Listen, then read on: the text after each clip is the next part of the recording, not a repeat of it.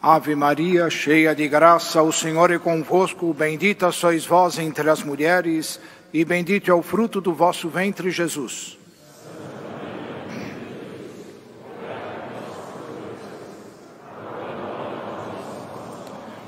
Podem estar sentados.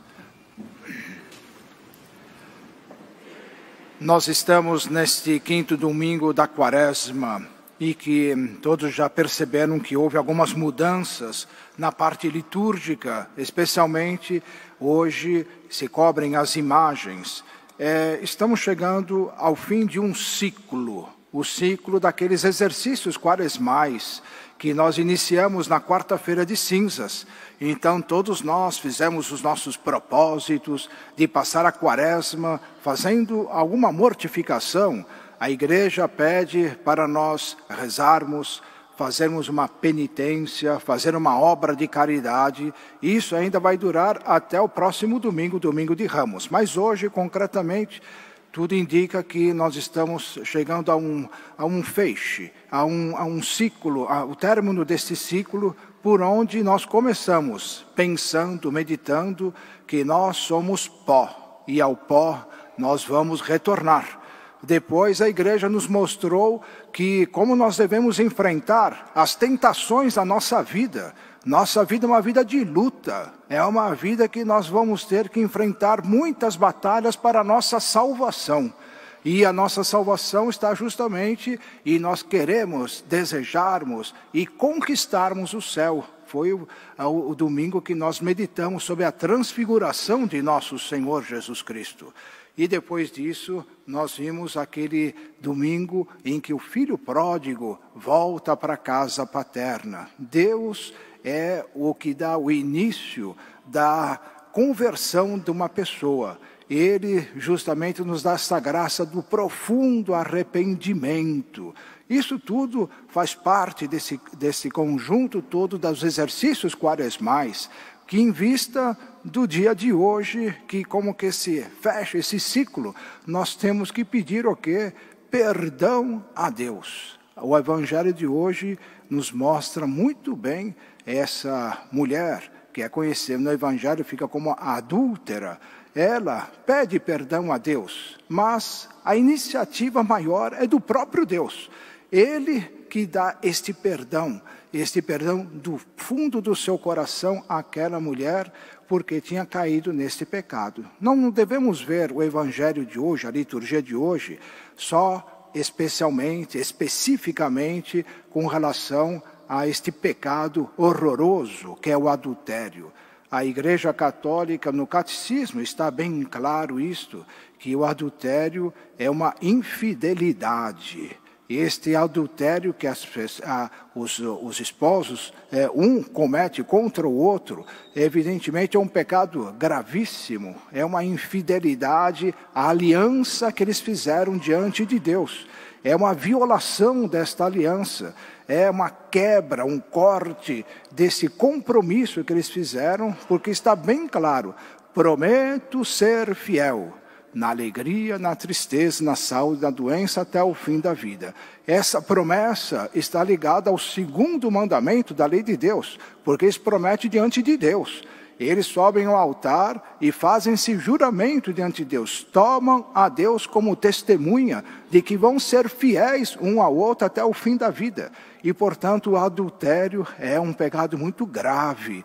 É um pecado que é horroroso, horrível. Aliás, todo pecado é horrível. Mas que fere ao próximo, ao seu mais próximo, que é a sua esposa, ofende a família, mas, sobretudo, ofende a Deus. E por isso que a igreja de hoje pede para nós comentarmos isso. Mas no próprio catecismo está algo muito interessante, porque quando fala do pecado de adultério, o catecismo diz, os profetas dizem que o adultério é uma forma, uma figura de idolatria.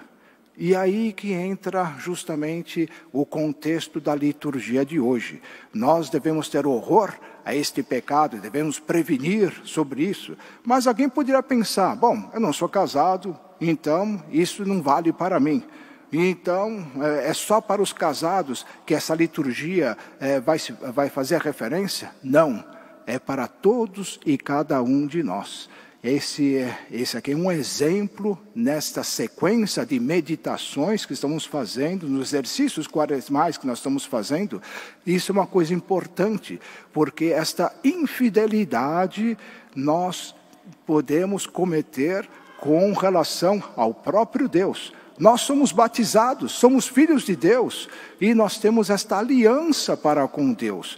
E, portanto, não podemos trair, não podemos ser infiéis a esta aliança. Nós devemos cumprir isso com toda a perfeição. Olha só esta palavra. Hoje vale a pena meditarmos sobre a etimologia desta palavra. Feito perfeição. Aquilo que é para ser feito naquela ocasião, conforme aquelas circunstâncias, não poderia ser melhor feito. Por isso que é perfeito. Ora, hoje o Evangelho vai falar de nós uma coisa que se diz perdoar. Não poderia ter algo mais assim, radical em dar o perdão do que o próprio Deus. Naquilo que Ele vai fazer, dar o perdão, dar a sua misericórdia, fazer com que a pessoa esqueça daquele pecado, mas que ela vai se compenetrar da gravidade do pecado que ela cometeu. E ela vai pedir perdão a Deus. Esse perdão não vai ser meramente de uma pessoa, vai ser da pessoa divina de nosso Senhor Jesus Cristo. Como que vai ser esse perdão?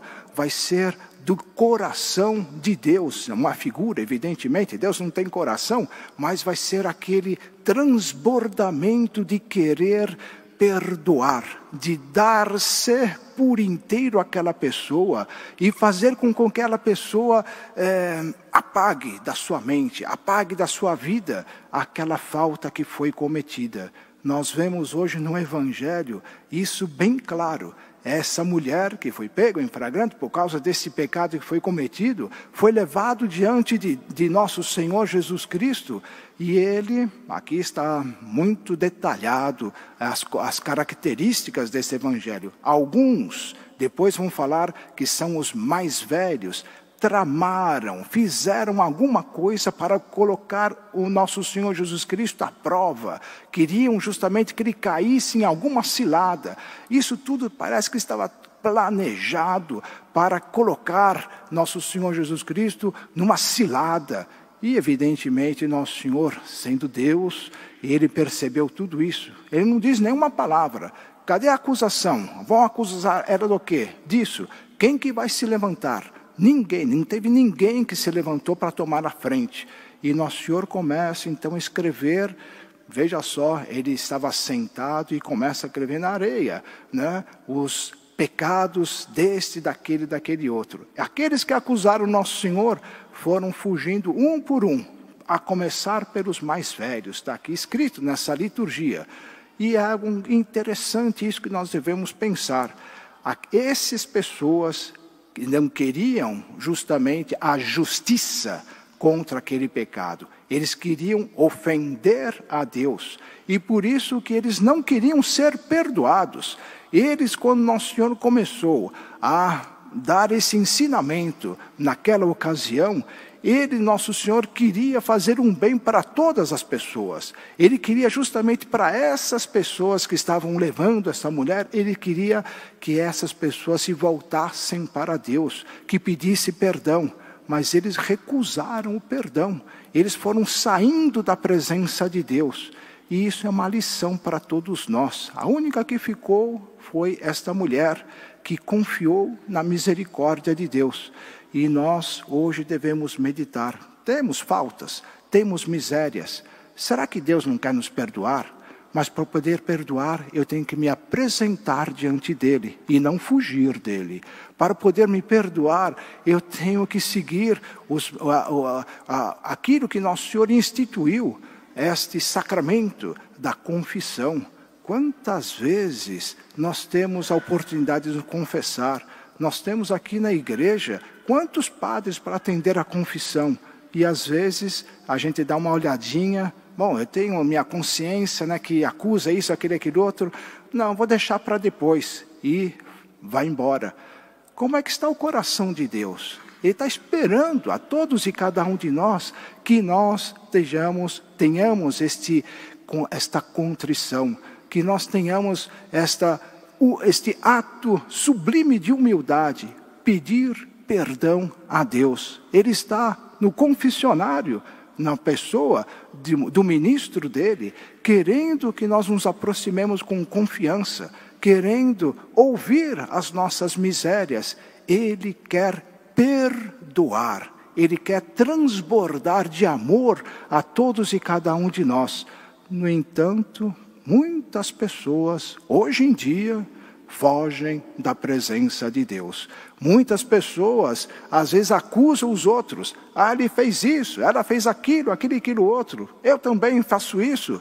Mas não querem pedir perdão a Deus. Eles fogem da presença de Deus. E Deus vai sempre acolher aqueles que se ajoelham, aqueles que têm um coração contrito e humilhado, aqueles que se apresentam diante de Deus para pedir misericórdia. Essa misericórdia é a força de Deus que nos dá para nós vencermos as nossas faltas. É a força de Deus que Ele nos dá para nós progredirmos no bem e, portanto, não praticarmos mais o mal. Veja que nosso Senhor, Ele não foi conivente ao pecado desta mulher adúltera. Muito pelo contrário, Ele censurou. Ele apontou com todas as letras a gravidade deste pecado. Ele não foi conivente. Ele podia dizer, bom, olha, todo mundo faz isso. Ou então, isso daqui não é comigo. Quem sou eu para julgar? Não, nosso Senhor é juiz. Nosso Senhor, Ele é Pai. Nosso Senhor, Ele é médico. Ele quer justamente fazer o bem. Ele quer a salvação. A teologia nos ensina que Ele, nosso Senhor Jesus Cristo, é o maior interessado, né, na nossa salvação. Ele vai fazer de tudo para a nossa salvação. Mas Ele quer ver e ouvir de nós um pedido. Perdão, Senhor. Eu peço perdão das minhas faltas. Quando nós temos essa disposição de alma, esse arrependimento, o Monsenhor João, nosso fundador, ele dizia uma coisa muito interessante, que muitas vezes acontecia isso. Ele, enquanto fundador, tinha que receber uma pessoa ou outra, e às vezes chegava uma pessoa que a gente via, era um coitado, e dizia, Monsenhor João, me perdoe. Eu fiz isso, aquilo e aquilo outro. O Monsenhor João tinha que se conter, porque senão ele dizia que o coração dele se derretia em querer fazer o bem para aquela pessoa que pedia perdão. Ora, isso é uma pessoa humana, é uma pessoa que é um fundador, é uma pessoa que instituiu toda esta obra grandiosa, mas que é uma pessoa de Deus e tem esta compaixão, tem este perdão. O que dizer, ele dizia isso, né? O que dizer do amor, da misericórdia de Nossa Senhora, de nosso Senhor Jesus Cristo. E hoje nós devemos pedir, ter chegando a este termo deste ciclo da quaresma que nós estamos, nesses exercícios quaresmais, que ainda tem mais uma semana, mas estamos ainda com essa compenetração. Essa semana deve ser marcada com este desejo de arrependimento, esse desejo de nós pedirmos o perdão. Veja que as imagens estão cobertas. Até então, nós tínhamos todas as imagens olhando para nós, intercedendo por nós, querendo nos ajudar. Ficou mais difícil agora? Ou, pelo contrário, agora estão mais no nosso interior, querendo mover os nossos corações para nós alcançarmos este perdão total da nossa vida. Não é verdade que agora eles estão se ocultando, mas eles estão rezando ainda mais para cada um de nós, para nós, nesta última semana, de todos os exercícios que nós fizemos durante esta quaresma, de todas as misérias que nós relembramos nessa vida passada, eles estão intercedendo para que nós possamos pedir este perdão a Deus. Tem um aspecto muito interessante que está contemplado aqui nessa liturgia, que é muito bom nós relembrarmos. Quando nós pedimos perdão a Deus, com este coração contrito, humilhado, Deus esquece daquele pecado. Parece que para Deus nunca houve aquele pecado cometido por aquela pessoa. Por isso que nós não podemos voltar na vida passada. Acho que eu fiz tal coisa, eu fiz tal isso. Não, porque Deus se esqueceu. Aliás, é isso que está ligado ao sigilo de confissão. Quando nós confessamos um pecado, o sacerdote, o padre, o confessor, ele não pode falar nada dos pecados, porque na mente de Deus foi apagado aquele pecado. Ora, isso nos dá muito mais confiança. Isso nos dá muito mais aquela certeza de que nós somos acolhidos por Deus, que toda a nossa vida, que foram, nem sei o que, foram desregramentos, foram desvios, foram isso, aquilo outro, ofendi a Deus, mas a confissão, toda vez que confessamos, começa uma vida nova. É como nós tivéssemos aberto um buraco, colocado todos os nossos pecados nesse buraco, tampado, colocado pedra por cima, e nós temos que depois ir para frente. São Paulo, o que ele diz? Não fica pensando na vida passada.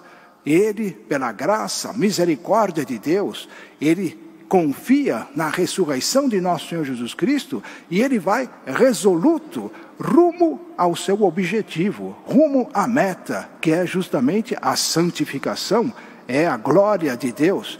Combati o bom combate, percorri todo o caminho que devo percorrer.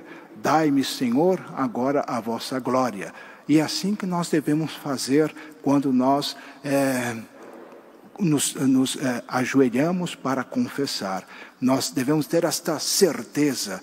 Tudo aquilo da vida passada está tudo aniquilado. Não existe mais nem a lembrança daquilo. O que tem para nós é aquele caminho reto, aquele caminho seguro, aquele caminho com toda a proteção de Deus, de que nós vamos chegar à nossa meta. Ora, hoje nós devemos também pedir esta graça, e não só ter esse arrependimento, que Deus toca o nosso coração, mas temos também a intercessão de Nossa Senhora. Um dos títulos de Nossa Senhora é Mãe de Misericórdia.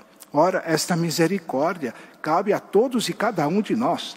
Nós devemos justamente nos agarrar a Nossa Senhora. Se nós queremos pedir um perdão sincero, autêntico, profundo, nós devemos estar unidos a Nossa Senhora. E por isso que hoje, neste ciclo que está para terminar dos exercícios quaresmais, nós devemos recorrer à mediação da Mãe de Deus, enquanto Nossa Senhora, Mãe de Misericórdia, que ela nos ajude, nos dê força, nos dê coragem, porque às vezes a gente fica com meio receio de se aproximar da confissão, do confessionário.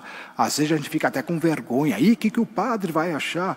Tudo ilusão. Nós estamos confessando para Deus. Ele que é o objeto do nosso amor e do nosso arrependimento. É Ele que vai nos perdoar. O padre vai pronunciar, eu te absolvo, mas esse eu não é o padre, é nosso Senhor Jesus Cristo. E por isso que nós devemos pedir a intercessão de Nossa Senhora para que ela nos dê esta força, sobretudo este profundo arrependimento. O tempo é favorável. Como nós começamos a quaresma, foi dito isso com todas as palavras. Aproveite este tempo de conversão.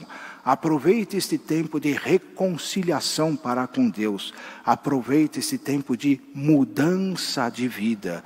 Ninguém sabe o que vai acontecer. Nós meditamos até sobre os novíssimos dos homens. Pode ser que a qualquer momento, a qualquer instante, um de nós é chamado. vamos nos apresentar diante de Deus. E aí vai só ter 2 caminhos, o céu ou o inferno.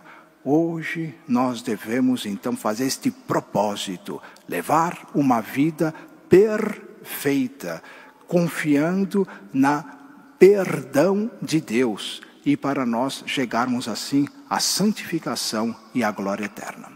Louvado seja nosso Senhor Jesus Cristo.